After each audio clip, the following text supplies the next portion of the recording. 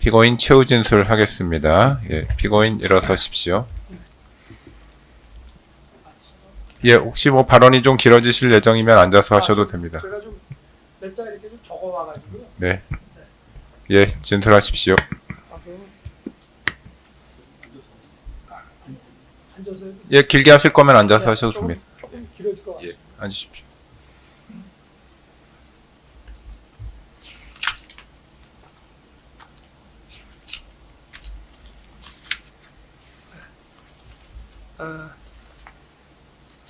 저희가 이 사건이 사실은 이 사건이 우리 재판장님께서는 이제 그 내란 피고 사건하고 좀 별도로 보시겠다고 처음부터 말씀을 하셨지만 사실 이게 떼기가 참 어려운 사건입니다. 그래서 저희가 그 서증에다가 좀 추가 그 피고인 측 증거를 좀 검토해 주십사 하고 말씀을 드렸는데 어쨌든 추가 서증이 제출이 되면 한번 좀 잘 검토해 주시기를 부탁드리겠습니다. 저는 뭐 이 사건에 제가 당사자고 이 사건에 대해서 뭐 검사나 변호인보다 저는 뭐 당사자로서 제가 제일 정확히 설명드릴 수 있다고 생각하기 때문에 제가 그냥 거짓 없이 있는 대로 이렇게 좀 말씀을 드리겠습니다. 여기 공소장 순서대로 아마 심의권 침해가 제일 먼저 나오죠. 저도 뭐 공소장을 보지 못하고 어제 방에서 이거를 메모를 했기 때문에 일단은 이제 국무위원 그 심의권 침해에 대해서 제 생각을 좀 말씀드리면은 일단은 이 계엄 선포는 이제 거대 야당이 지배하는 이 국회가 뭐 우리나라 헌정사나 이런 유례가 없을 정도로 권력 분립이라든지 또는 자유민주적 기본 질서라든지 이런 것을 완전히 망각하고 또 정치적으로 필요하면 반국가 세력이나 이런 체제 전복 세력 또 외부의 국권 침탈 이런 세력들하고도 언제든지 연계하고 정치적으로 필요하면 이렇게 손을 잡는 이런 방식으로 해서 우리 정부의 이런 자유민주주의와 한미동맹과 이런 데 충실하게 가려고 하는 이제 정부의 발목을 사실은 취임 초부터 시작을 했습니다. 거기에 대한 자세한 얘기는 이 사건이 그 내란 피고 사건이 아니기 때문에 그래서 저도 참 많이 인내를 했다고 생각을 합니다. 사실은 작년 여름에 우크라이나 그 전쟁에 북한이 이제 상당히 많은 군을 파견을 하고 그걸로 인해서 우리 안보에 심각한 어떤 위험이 대두됐습니다. 러시아로부터 이제 첨단 군사 기술을 받는다든가 또는 유엔 제재에서 금지된 자금을 받아서 그걸로 또 핵 개발이나 SLBM 이런 걸 고도화했을 때 문제가 심각하다고 해서 또 현대전의 총알이라고 하는 이런 드론전 때문에라도 저희가 그 우크라이나 그 전선에 모니터 팀을 이제 파견하는 것이 우리 국익과 안보에 매우 중요한데 그거를 파견하려고 한다고 해서 당시에 신원식 국방장관 탄핵을 추진했습니다. 그런데 추진해 나가다가 제가 신원식 장관을 이제 안보실장 탄핵이 안 되는 안보실장으로 바꾸고 또 좀 일단은 보류를 하자 이렇게 해서 이제 마지막에 탄핵 발의까지는 가지 않았습니다만 상당히 어떻게 이렇게까지 할 수가 있느냐라고 이제 생각해 오던 터에 감사원장 그 탄핵과 중앙지검 간부 탄핵 그 추진이 11월 하순경에 이제 시작이 됐는데요. 그때 저는 이게 뭐 정부 초기부터 시작해서 아주 입법 봉쇄 또 뭐 예산 이런 문제는 제가 뭐 수도 없이 그동안 작년 12.12 담화나 1월 15일 그 공수처 체포될 때 페북에 올린 대국민 그 말씀이나 또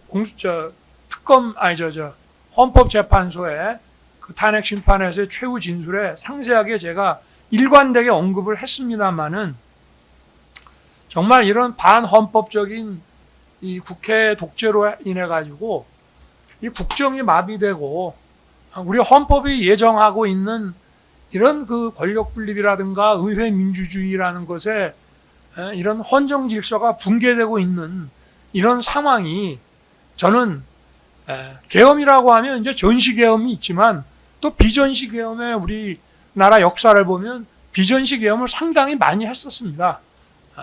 그런데 이런 그 비전시 계엄 어느 상태에서 비전시 계엄을 실행했던 것보다 더 심각한 문제라고 생각을 해서 국가 비상사태 선포와 우리 헌법상의 국가 비상사태 선포라는 건 이제 비상계엄인데요. 이거를 이제 제가 검토하고 결심을 하게 됐습니다만은 그러나 이 국가 비상사태를 발생시킨 원인이 국회이기 때문에 거대 야당이기 때문에 저희가 할 수 있는 것은 국민들을 깨우고 국민들로 하여금 도대체 정치와 국정에 이렇게 무관심하지 말고 좀 제발 일어나서 관심 가지고 비판도 좀 하고 이렇게 좀 해달라는 그런 걸 할 수밖에 없는 상황이었습니다.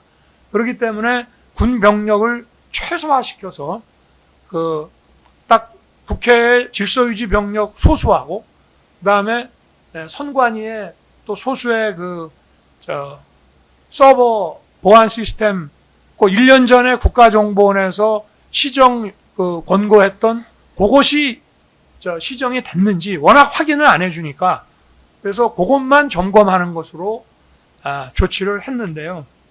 그럼 왜 국무회의를 주례 국무회의처럼 하지를 못했느냐? 주례 국무회의처럼 하게 되면은 절대 이거는 보안 유지가 안 되기 때문에 이미 계엄을 선포하기 전에 국무회의를 시작하면서 이게 다 알려지게 되고 그렇게 되면 국민들이 여기에 대해서 불안해하면서 또 혼란이 야기될 수도 있고 그리고 병력을 질서유지 병력이라든가 투입 병력을 최소화하려고 생각을 하고 규모를 정해놨습니다. 원래 처음에는 경찰도 투입을 안 하려고 했습니다. 그냥 계엄인이 소수의 군만 비무장, 실무장하지 않고 들어가서 어떻게든 최소한의 질서유지만 하려고 했는데 이렇게 되면 투입되는 병력 규모가 많아질 수 있기 때문에 병력이 많아지게 되면 아무리 실무장을 안 한다고 해도 보는 사람들이 불안을 느끼게 되고 이게 과거 계엄 같은 트라우마에 빠지게 되기 때문에 사실은 이 병력 투입 규모를 최소화시키기 위해서 이 보안이 필요했던 겁니다. 만약에 지금 특검 검찰 측 그 얘기대로 이것이 일반 주례 국무회의 할 때처럼 다 들어오라고 얘기를 안 했다고 하는 것이 이게 권리행사 방해 직권남용 범죄가 된다고 하면은 국무위원이 21명입니다. 11명이 이제 의사 정족수인데요. 그러면 19명 전화하면은 그 2명 안 했다고 그것도 지금 2사람에 대한 심의권 침해가 되는 거며 또 20명까지 얘기를 했다 그러면 그 1명도 심의권이 침해된 거며 저희는 13명을 이제 연락을 했습니다마는 이제 2사람을 기다리다가 안 오니까 약간 늦었습니다마는 10시 반 다 돼가니까 이제 왜냐하면 그 방송시설을 전부 1층에다가 해놨는데 이게 자꾸 늦어지게 되면 대통령이 발표하기 전에 그냥 나가버릴 가능성이 있고 또 기자들한테서도 계속 문의가 지금 뭐냐 하고 들어오는 상황이었기 때문에 더 기다리기 이제 어려운 그런 상황이었습니다. 그리고 이제 권리행사 방해에서의 권리가 있냐 없냐 그 문제는 재판부께서 이런 형사법에 밝으시기 때문에 잘 판단하실 거라고 저는 생각합니다만 이런 권리 개념을 형사법으로 처벌하기 위해서 권리를 막 이렇게 상정하고 막 이러는 거는 좀 죄형 법정주의 차원에서 제한적으로 좀 검토를 해야 되고, 예를 들어서 국무회의를 소집하는데 대통령의 어떤 입장에 반대하는 사람 강요 A와 B에 대해서 제가 당신들 오지 마시오라고 하면 그거는 의무 없는 일을 하게 되는 거라고 할 수 있겠죠. 또 국무회의를 소집하는데 누구누구는 연락하지 말고 못 오게 해라 라고 하면 그거 역시 의무 없는 일을 하게 되는 거지만, 이 심의라고 하는 것은 대통령에 대한 어떤 그 자문인데, 대통령에게 이 자문을 제공하는 것이 대통령과 국무위원 간의 어떤 하나의 권리와 또 의무의 이런 관계가 존재하는 것인지 일단 막 의문이고, 또 하나는 이게 이제 국가 긴급권의 행사라고 하는 것은 대통령의 어떤 독점적 배타적 헌법상 권한으로 돼 있습니다. 그래서 우리가 이거는 헌법상 국회의 계엄 해제 요구 결의라고 하는 정치적 통제, 국회의 계엄 해제 요구 결의가 헌법에 좀 헌법 정신에 반하고 좀 부당하다 하더라도 그거는 무조건 따르게 돼 있는 그런 것이기 때문에, 그런 정치적 통제에 의해서 대통령의 이런 독점적 배타적 권한 행사가 제한되게 돼 있을 뿐이지, 이거 자체를 가지고 형사법정에 세워서 막 이게 뭐 형사 처벌을 해야 된다 말아야 된다라고 하는 것 자체가 앞으로 아마 상당히 우리나라에서의 이 대통령 제도라는 걸 운영해 나가는데 뭐 어떤 그 제왕적 대통령을 규제하기 위한 거라고 하는데요. 제왕적 대통령이라는 건 없습니다. 저기 보셨잖아요. 그냥 대통령이 계엄 해제했는데도 그냥 막바로 뭐 내란몰이 하면서 막 대통령 관저에 막 밀고 들어오는 거 보셨지 않습니까? 얼마나 이 대통령을 가볍게 생각을 하면 이렇게 하겠습니까? 우리나라에. 그리고 뭐 특검의 이런 내란 피고 사건 공소장을 보면 대통령이 무력화되고 뭐 하니까 국면을 타개할 생각으로 뭐 이런 거의 친위 쿠데타 같은 이런 거를 기획을 했다고 이제 적시를 하고 있는데, 뭐 제왕적 대통령으로서의 권력이 막강하면 이런 것 자체가 좀 검찰 측 논리가 좀 앞뒤가 안 맞다는 그런 말씀을 드리고 싶고, 어찌됐든 이 국무회의를 좀 이렇게 긴급 국무회의로 또 우리가 지금 45년 만에 있는 이런 국가 긴급권의 행사인 만큼 이 국무회의도 주례 국무회의 할 때처럼 하기는 어렵다는 점을 좀 재판부께서 좀 이해를 해 주셨으면은 생각합니다. 그리고 이 대통령의 어떤 국가 긴급권 행사 요건이라고 하는 것은 그 실체적 요건뿐만 아니라 이 절차적 요건에서도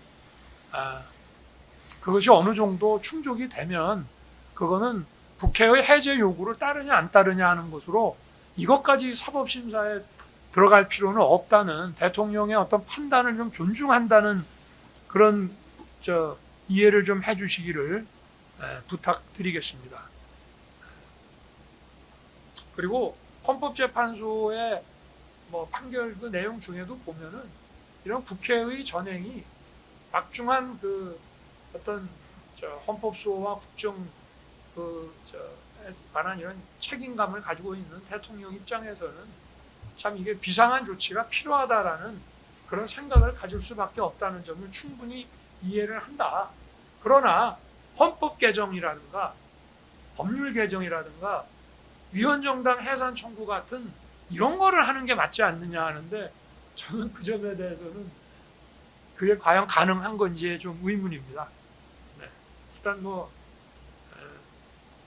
그리고 이제 헌재에서는 그 탄핵의 어떤 중요한 근거로서 박종근의 증언과 홍장원의 증언, 그 다음에 이제 한독수 총리의 국무회의가 뭐 없었다 하는 뭐 그런 증언의 바탕을 이제 두었다고 하는데요.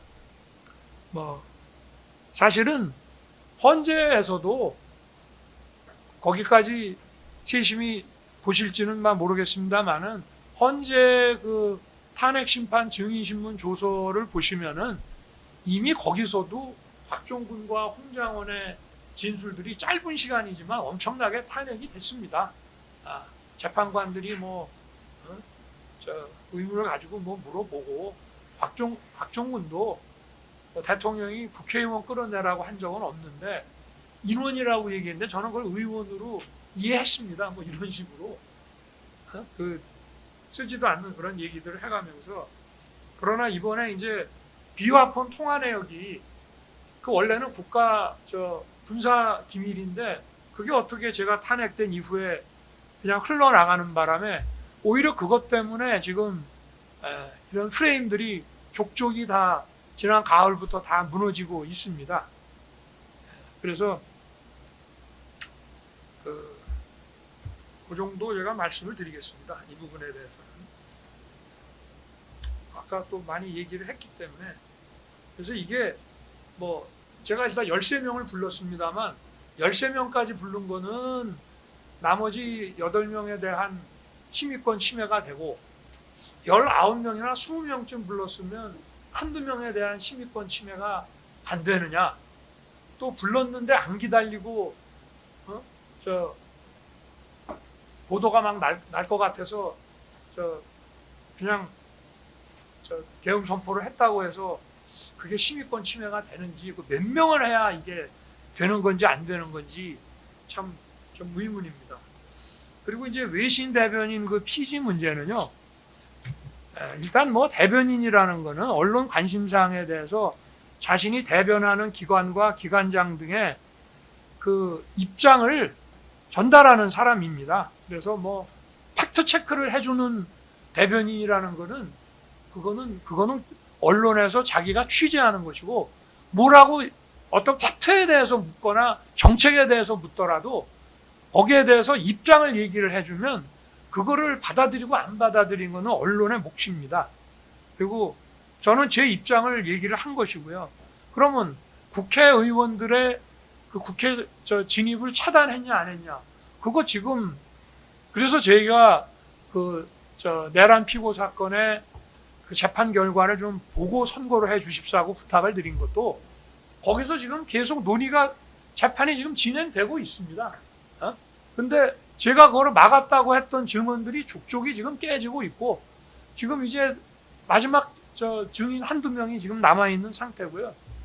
그리고 이제 의원 끌어내라 체포해라는 얘기는 이제 거의 다 무너졌다고 생각이 되고 그다음에 그 국회 문 차단 문제는 그거는 또 증인 신문이 좀 남아 있습니다만은 저희는 이 국회 게이트에 대해서는 사실은 전하 장관이나 처음부터 아무 생각이 없었고 경찰을 지원받을 생각도 못 하다가 마지막에 이제 하고 경찰이 자체적으로 판단을 했고 초기에 경찰청장으로부터 국회 관계자는 들여보내고 있다라는 얘기를 들었고 그러고 제가 계엄이 끝나고 경찰청장에게 니네들이 그 초기부터 이게 잘 들여보내서 계엄이 빨리 해제돼서 잘 됐다, 고맙다, 수고했다 이렇게까지 제가 얘기를 한 걸 법정에서도 증언하고 서울청장도 증언하고 헌재에서도 다 그렇게 얘기를 했습니다.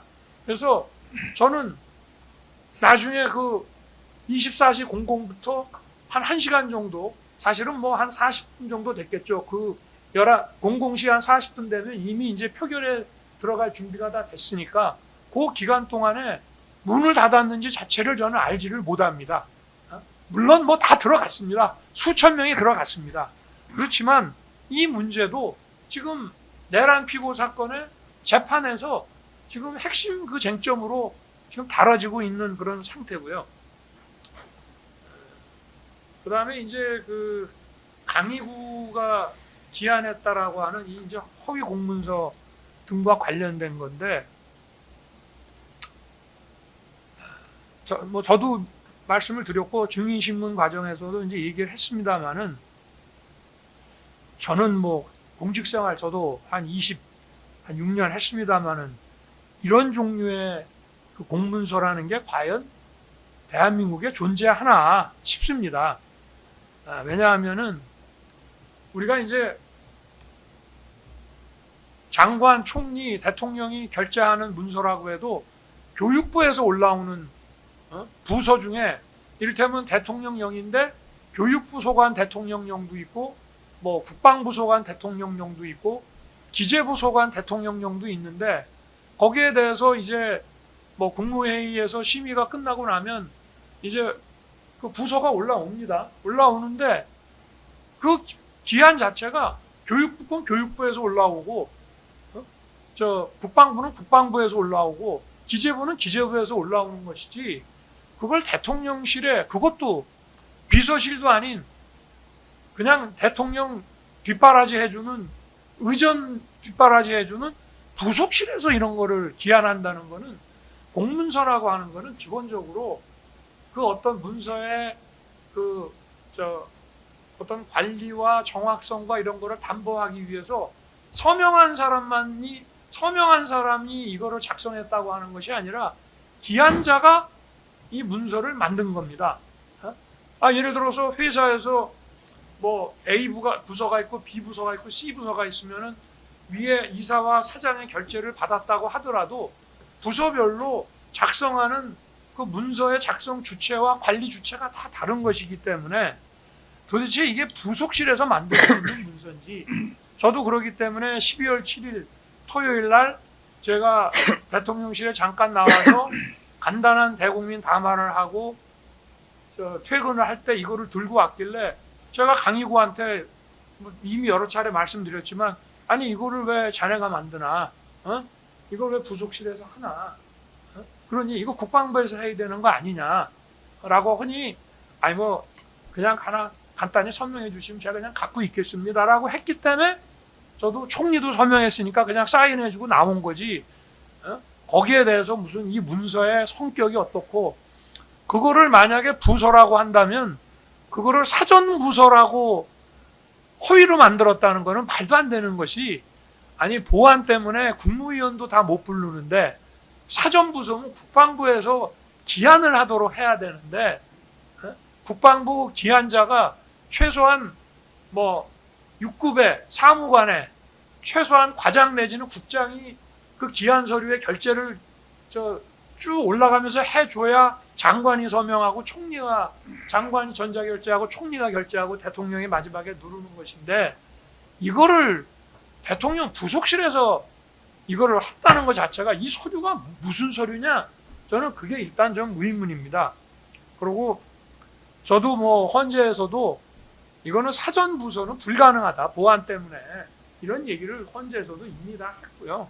이거를 뭐 악용할 생각이 뭐 전혀 있지도 않았고 도대체 이 문서가 제가 나중에 뭐 옛날에 뭐 내가 뭐 사인한 거 있는데 한번 가져와 보라고 그랬다고 해서 그게 잘 기억이 나지 않으니 뭔가 사인한 게 있으니 한번 보자는 거였을 수는 있지만 오히려 그것이 제가 폐기를 사전에 보고받고 승인을 하지 않았다는 얘기가 될 수도 있는데 저는 뭐 그 점에 대해서는 이것이 도대체 이런 공문서 관리 주체도 없고 도대체 문서를 누가 어떻게 어느 기관에서 관리하는지 그런 게 안 정해져 있는 도대체 공문서라는 게 어디 있으며 관리 주체와 관리 방식과 뭐 이런 게 정해져야 적어도 보관 자체도 무리하게 보면 그걸 행사라고 해석을 할 수가 있는 건데 저는 이거는 좀 도저히 이해가 좀 가지 않습니다. 그래서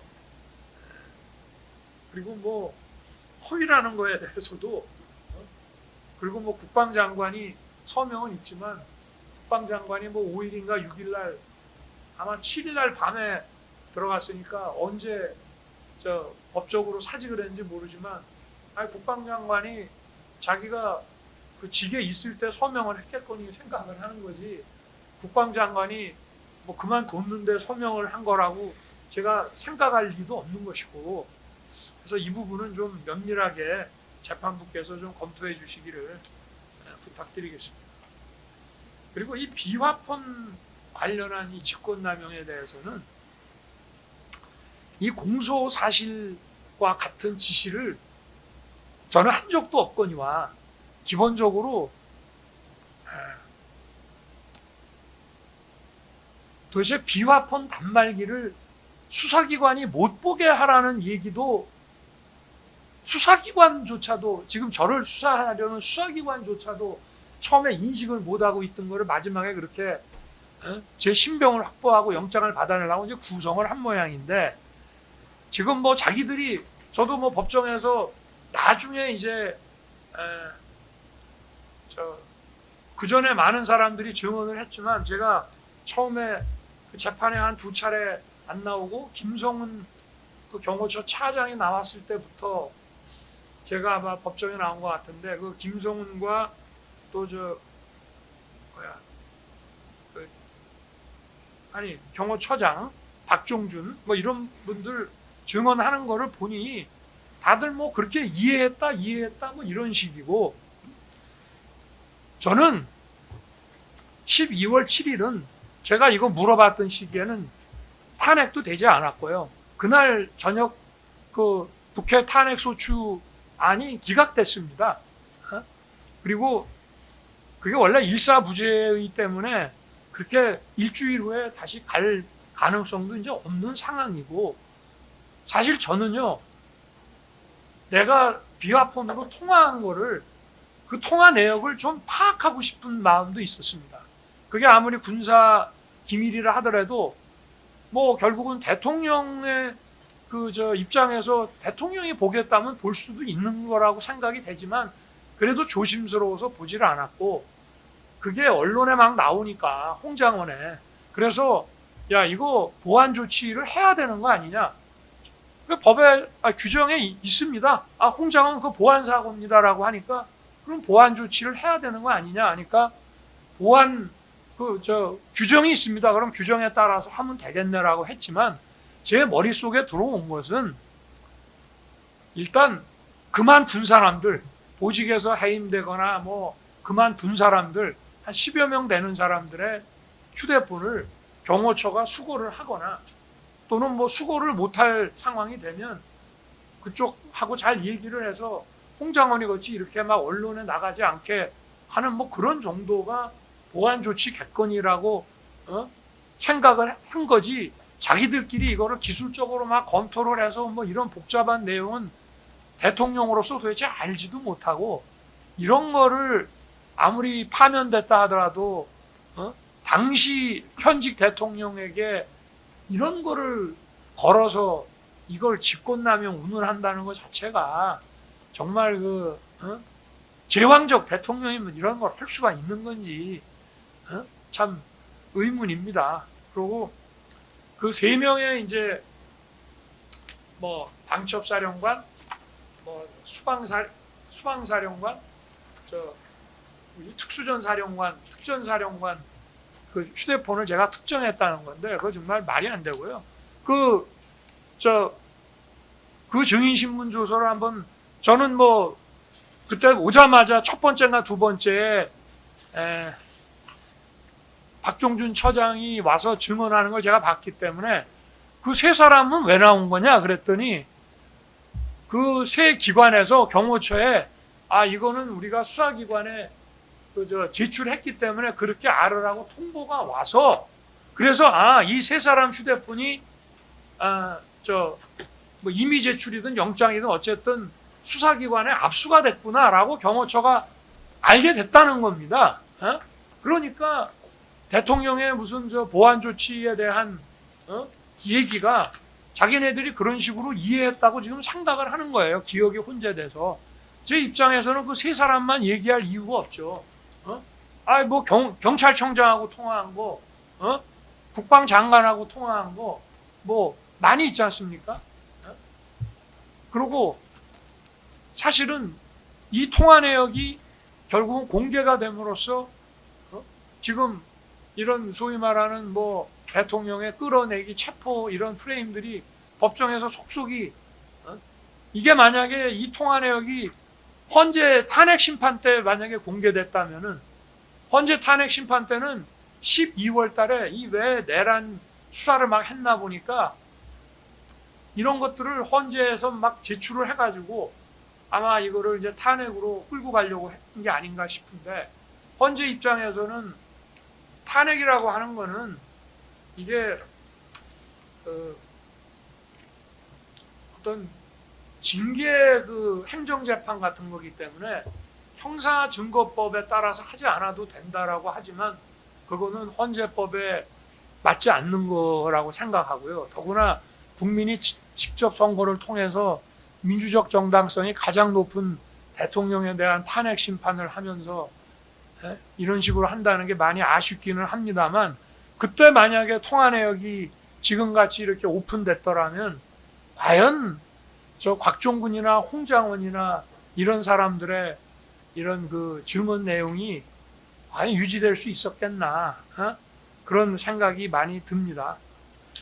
그리고 이 당시에도 얘기했지만 박종준 경호처장이 어쨌든 관계자 보고받고 자기가 다 조치하고 처리를 했다고 그렇게 얘기를 하고 있습니다.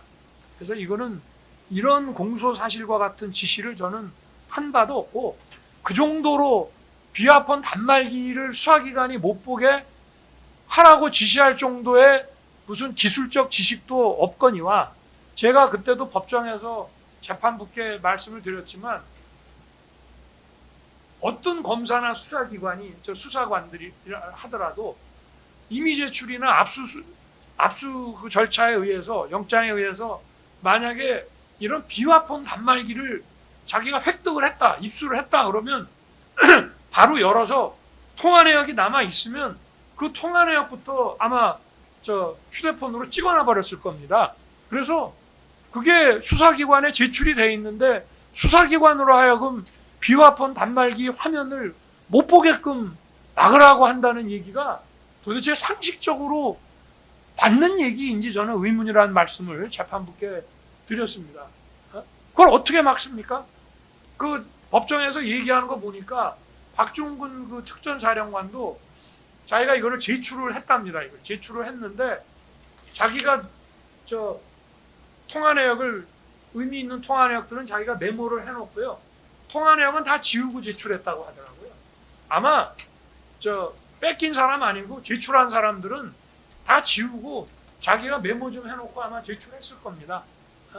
그러니 이게 남아있을 가능성도 없거니와, 만약에 통화 내역이 남아있는 거를 군 수사기관이든 민간 수사기관이 경찰이나 검찰이나 군검찰이나 공수처가 이 비화폰 통화 내역을 입수를 했다, 비화폰 단말기를 입수했다 그러면 바로 화면 열어가지고 휴대폰으로 그거부터 그냥 바로 찍어놨을 텐데, 그거를 사후에 안 보이게 막는다는 것 자체가, 저도 수사를 오래 했던 사람으로 이 공소장 범죄 사실을 딱 보니까 이거 자체가 정말 코미디 같은 얘기라는 생각이 좀 들었습니다. 그리고 이제 아까 직권남용 이게 결과 발생이 안 해도 위법한 지시만으로 직권남용이 된다는데, 그거는 직권남용이 어떻게 지시만 갖고 되겠습니까? 그리고 경호관이라고 하는 거는 늘 총기를 휴대하고 실탄을 장전하고 있습니다. 공포탄이 아니라. 왜냐하면 대통령 경호라고 하는 거는 아무리 과해도 지나친 게 아니다 보니까 대통령이 총 맞으면 선거 다시 해야 되지 않습니까? 그러다 보니 늘 실탄을 장전하고 있지 그냥 첫 발부터 실탄입니다. 그런데 그런 위험성 때문에 좀 위험성 있는 지시를 위법하게 하면 바로 직권남용이 된다. 가사 그렇다 하더라도 그러면 거기에 국한하는 것이어야만 되는 것이지, 그런 총기와 관련되지도 않은 일반 행정 업무에 관한 거를 명문의 규정도 없는 거를 그런 식으로 해석한다는 거는 도대체 어디에 터잡아서 그런 것인지 저는 좀 의문입니다. 경호처의 이런 일반 행정사무도 그러면 명문의 규정이 없는 거를 그렇게 봐야 된다는 것인지 그 말씀을 좀 드리고 싶고요. 그리고 이제 특수공무집행 방해에 대해서는 이거는 아까 내란죄 수사권에 대해서 장시간 아주 이론적으로 이제 송진호 변호사님이 설명을 해주셨는데 저는 그냥 짧게 하겠습니다. 이게 이제 직권남용에 대한 수사권이 있어서 그걸 수사하다가 내란죄를 인지를 했다라고 하는데, 직권남용에 대해서 그러면 수사권이 있냐? 수사권이 없습니다. 이제 헌법의 뭐 규정에 따라서 소추권이 없다 뿐이지 수사권은 있는 거다라고 우길 수 있는데요. 그거는 말이 안 됩니다. 그러면 경찰서에서 대통령 누가 뭐 돈 받을 거 있다고 사기죄로 고소하면 그러면 저 경찰은 소추권도 없으니까 저 대통령은 뭐 경찰에 출석하든지 해서 수사에 응해야 된다는 얘기입니까? 소추권이 없는 거는 기본적으로 수사를 할 수 없는 겁니다. 만약에 꼭 해야 된다 그러면 일단 대통령 퇴임 시까지 기소 중지라고 걸어놔야 됩니다. 그렇기 때문에 수사권이 있는데 관련 사건을 인지한다는 것도 말이 안 되고요. 그리고 내란이라고 하는 거는 원래 관련 사건을 인지할 수 있다라고 하는 거는 어떤 사건을 수사를 해 들어가다가 상당히 많은 자료가 모아졌는데 거기서 어떤 관련 사건을 인지했을 때는 그 사람에 대해서 우선적으로 수사하게 해주는 것이 수사의 효율성이라든가 보안이나 이런 면에서 낫다라고 해서 주는 건데, 내란이라고 하는 거는 온 세상이 다 아는 건데 도대체 뭐 직권남용을 조사하다가 예를 들어서 뭐 어떤 군사적인 어떤 행위에 관여했다가 윗사람한테 찍혀가지고 뭐 부당한 지시를 좀 거부했다고 혼나고 이런 사람에 대한 직권남용을 조사하다가 거기서 무슨 내란을 인지했다는 것 자체가 그거는 상상할 수 없는 얘기고, 내란이라는 건 벌써 내란 정도 되면은 그거는 뭐 언론에 다 나고, 그거는 이런 취지의 인지라고 한다는 자체가 이건 정말 코미디 같은 얘기라고 말씀을 드리고요. 그리고 대통령에 대한 내란 외환을 제외한 사건의 그 수사라고 하는 것은 정 수사를 하려고 그러면은 뭐 참고인 정도 좀 조사하다가 이거는 대통령 퇴임 시까지로 기소 중지 해가지고 대검에다 이첩하는 것이 그게 원래 정상적인 사건 처리지, 뭐 소추권은 없지만 수사권이 있다 그 자체가 저는 앞뒤가 맞지 않는 거라는 말씀을 드리고 싶습니다. 그리고 이제 뭐 아까도 나왔지만 그 박종준 경호처장이 여기에서도 상세하게 아마 2차례 와서 증언을 한 것 같은데요. 경호처는 나름대로 법률 검토를 다 했습니다. 그리고 저도 뭐 과거에 검사 시절에 청와대에 대한 압수수색 영장을 받았습니다만은 거기는 기본적으로 수색이 안 되는 데입니다. 그래서 영장을 받아도 수색할 엄두 자체를 내본 적이 없고요. 군사시설 보호구역이기 때문에, 그래서 경호처장도 아니 제가 그때도 그런 얘기를 했습니다. 아니 내가 경호관하고 광화문에 점심 식사하러 갔다가 체포영장 든 사람한테 체포당하면 그건 어쩔 수 없습니다. 그거는 못 막습니다. 그러나 관저에 앉아 있는데 저를 붙잡아 가려고 그러면은 기본적으로 수색을 해야 되는데 수색 자체가 이게 안 되는 것이고, 그러고 좋습니다. 뭐 입법 사항까지 막 손을 댄 그런 서부지법의 그 이순영 판사의 110조 뭐 예외로 한다라고 하는 수색 영장이라 하더라도, 그 수색 영장도 지번이 한 개만 돼 있는데 그 다른 지번에 그 군사시설 보호구역인 다른 지번에 승인 안 받고 못 들어가는 거고, 그거는 영장도 없고 하니까 얼마든지 또 뭐 편하게 거부할 수도 있는 부분이고, 그 자체가 그냥 위법입니다.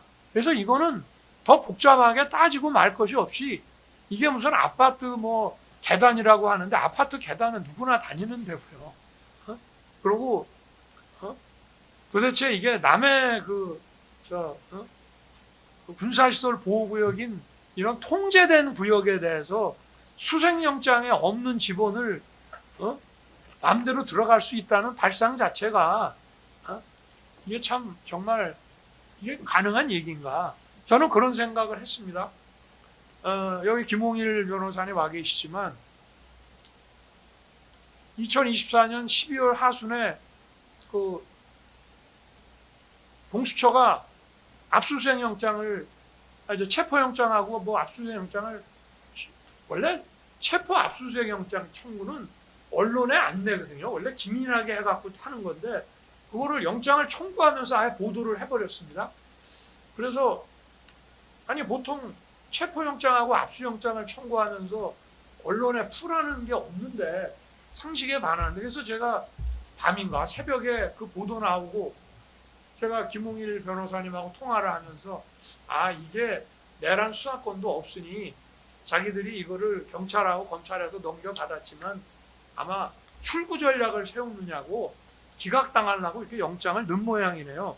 둘이 이제 그런 얘기를 저희는 순진하게 했는데 아니 이게 나중에 보니까 110조, 111조 예외로 한다는 것까지 해서 영장이 발부된 걸 보고 거의 경악을 금치 못했습니다. 그러면은 그 당시에는 탄핵 사건의 주요 쟁점이 내란이었기 때문에 탄핵 심판 변호인들이 저녁 되면은 이제 또는 오후 좀 늦게 되면은 저 사무실에서 일하시다가 이제 저희 관저로 와서 저하고 같이 저한테 일단 얘기를 들어야 되거든요. 전체적으로 진행 경과를. 그래서 계속 오셨는데 그 내란죄의 그 공수처 수사권에 대해서 다 100% 공수처는 내란죄 수사권이 없다.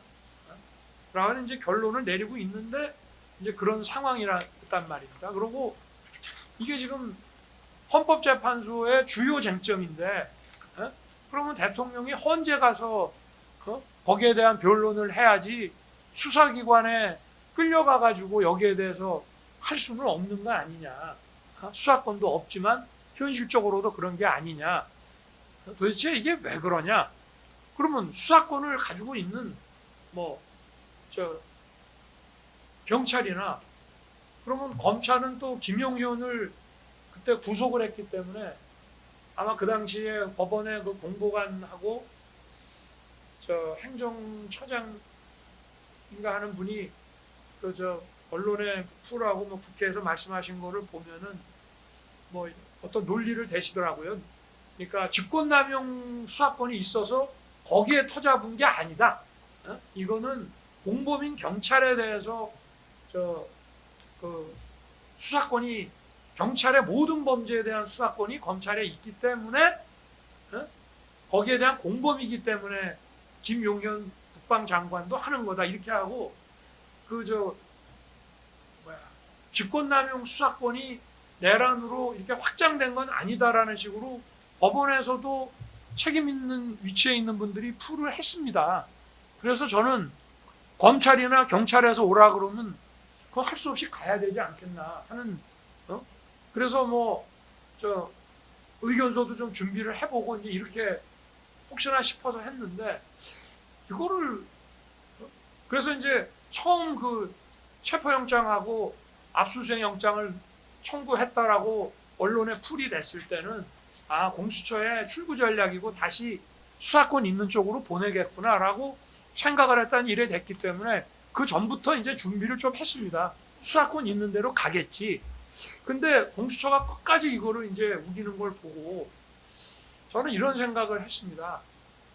그래도 검찰이나 경찰은 수사를 많이 해본 사람들이고 아무래도 그렇게 정치적으로 하기에는 그래서 이게 도대체 수색영장 집행이 불가능하다는 것을 수사를 오래 해본 직업 전문가들 같으면은 그건 상식에 속하는 문제이기 때문에 이거를 무리하게 체포 집행을 하려고 그러면 하겠다고 나서는 어디 기관이 있어야 되는데 검찰이나 경찰은 대통령이 자기네 소환에 자발적으로 응해서 거기서 긴급 체포를 한다든지 하면 몰라도 대통령 관저를 자기네가 수색해 들어가서 체포하기는 구속하기는 어렵지 않겠나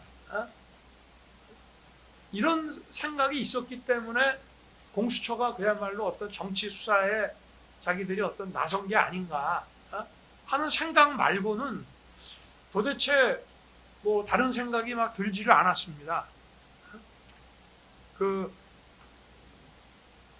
이제 뭐 특검 측에서는 뭐 나중에 그뭐 체포 적부심 이런 게 막 기각이 되고 한 거 봐서는 법원에서 인정해 준 거라고 하지만 이게 실제로 이런 위법한 이런 집행과 수사를 하는 사람의 그 위법성과 책임성이 조각되느냐 여부의 문제와 수사 상대방 입장에서 아니 이거는 위법하다고 해서 그거를 저지하고 경호처 나름대로 자신들의 공무집행이 또 방해받았다고 고발을 해놓은 상태입니다. 그런데 어쨌든 상대방 입장에서 공무집행 방해로 처벌하기 위해서는 그야말로 수사 권한부터 모든 절차에서 이거를 다 따져봐서 정말 단 1%도 위법이 없어야만 형사처벌을 할 수 있는 거기 때문에 그거는 관점이 다르다고 저는 지난번에도 말씀을 드렸습니다. 그리고 이제 뭐 제가 무슨 경호처를 사유화했다라고 얘기를 하는데 여러분 보셨잖아요.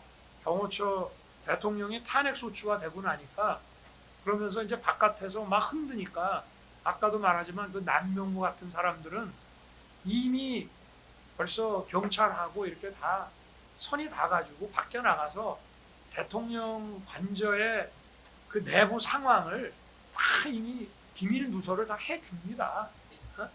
그러니까 벌써 탄핵 소추가 되고 나니까 그리고 벌써 이 탄핵 소추 분위기가 되니까 경호관들 사이에서도 균열이 벌써 쫙 벌어져 가지고 무슨 임기 5년짜리 대통령이 이 경호처라는 것을 사유화하기도 어렵지만 이 더구나 이게 탄핵 소추의 위험이 있는 또 탄핵 인용 가능성이 어쨌든 50% 이상이라고 그 공무원들은 생각을 했을 텐데요.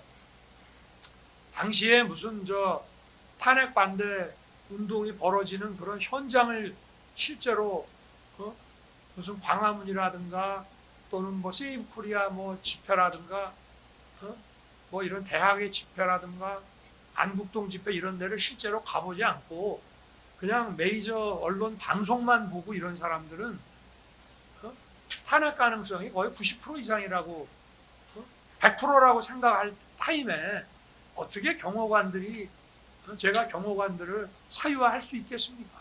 그리고 두 번째 집행했을 때는 그냥 다 도망갔습니다. 우리 변호인들만 좀 남아있고 다 도망갔고 첫 번째도 실제로 용산에서 아예 오지 않은 사람도 있고요. 그런 이제 상황이기 때문에 그런 그 탄핵 소추로 직무정지된 상태에 있는 대통령이 경호처라는 조직을 사유화한다는 그런 발언은 그런 거를 전제로 한 판단은 저는 그건 맞지 않다고 보고 제가 이거를 밑에 경호 책임자들한테 떠넘기려고 하는 것이 아니라 그냥 있는 대로 좀 법리에 따라서 판단을 해 주십사 하는 겁니다. 여기 차벽 설치라는 거는 박종준 처장이 여기 와서도 증언하면서 이거는 관저 바깥에 이런 여러 가지 시위들에 대응하기 위해서 상당히 바깥에서 하여튼 사람들이 12월 초부터 시작해서 탄핵을 반대하고 지지하는 사람 반대로 이런 사람들이 어마어마하게 몰려와갖고 트랙터 끌고 막 지방에서 올라온 사람들 굉장히 위협적인 상황들이 많이 벌어졌기 때문에 이런 거는 뭐가 영장 집행을 막기 위한 건지 뭐가 이런 시위에 따른 어떤 위험을 막기 위한 건지 분간이 안 가는 경우도 많고요. 그리고 스크럼 짜는 거는 저는 알지도 못했고 위력 경호라는 게 존재한다는 거는 압니다. 그런데 점심시간에 11일 날인가 점심시간에 그 얘기했다는 것이 대통령의 위력 경호 지시라고 해석을 하시면 그건 할 수 없는데 위력 경호라는 거는 늘 있는 것이고요. 대통령 경호라고 하는 것은 어떻게 보면 아무리 지나쳐도 과하지 않다라고 볼 수 있는 것이고 어디까지가 의무 없는 일이라 직권남용이고 어디까지는 해도 되는 건지 그런 것을 사법적으로 과연 재단할 수 있는 건지 그냥 경호원들이 이제 대통령 쫓겨났고 상황이 바뀌어서 가서 조사 받으면서 그거는 뭐 우리가 사실 불만이 많았습니다. 뭐 이런 얘기하면 그게 직권남용이 될 만한 의무 없는 그런 경호 과정인 건지 그런 거에 대해서는 뭐 앞으로의 우리나라 대통령 제도가 존속하는 한 이런 식의 판단이 상당히 대통령의 안전을 위태롭게 할 수 있다라는 그 말씀을 드리고 싶고요. 그리고 이 원래 공무원이 아닌 자, 그 신분이 아닌 자의 그 직권남용이라고 하는 거는 공범으로 인정되는 경우들이 더러 있기는 합니다만은 그거는 상당히 적극적으로 이렇게 요청하고 막 이런 경우에 그런 공무원 아닌 비신분자들이 인정되는 경우들을 가끔 봤습니다만은 그런 부분에 대해서도 저는 이게 굉장히 무리한 이게 저는 시작 자체가 이 내란 피고 사건에 대해서 구속이 취소돼서 제가 자유의 몸이 되니 저의 신병을 확보하기 위해서 참 무리를 좀 많이 하지 않았나 그런 이제 범죄 사실로 저는 보고 있습니다. 그래서 이런 부분들을 좀 아까 변호인도 얘기를 했지만 저도 뭐 이런 점에 대해서